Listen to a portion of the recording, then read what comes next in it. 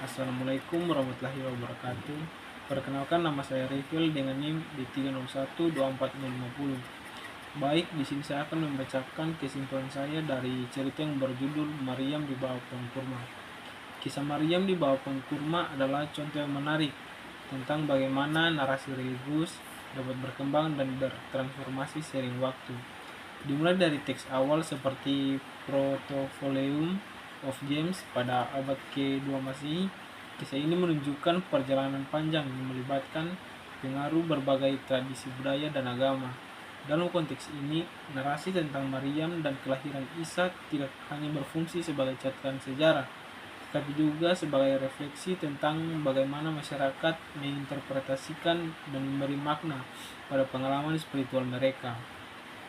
Interpretasi dalam Al-Quran pada abad ke-7 Masehi memberikan perspektif baru yang menekankan kelahiran tanpa ayah dan menempatkan Maryam sebagai sosok suci yang berada dalam narasi tradisi Kristen yang awal. Dalam beberapa komentar mendapatkan dimensi lebih dalam terhadap pemahaman ini. Mereka menyoroti berbagai aspek seperti perbedaan versi yang ada, kekeliruan silsilah yang perlu diklarifikasi, dan pentingnya konteks lokal dalam penyampaian cerita. Beberapa komentar juga mencerminkan bagaimana kisah-kisah ini mengalami modifikasi sesuai dengan kepentingan dan selera budaya setempat. Misalnya, perbandingan dengan toko Sikandi menunjukkan bahwa banyak narasi mengalami perubahan ketika diadaptasi ke dalam budaya baru.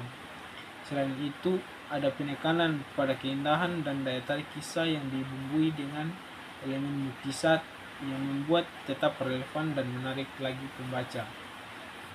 Tantangan dalam mengaitkan narasi ini dengan teks-teks suci yang berbeda seperti Alkitab dan Al-Quran menciptakan dialog yang kompleks tentang identitas dan kepercayaan.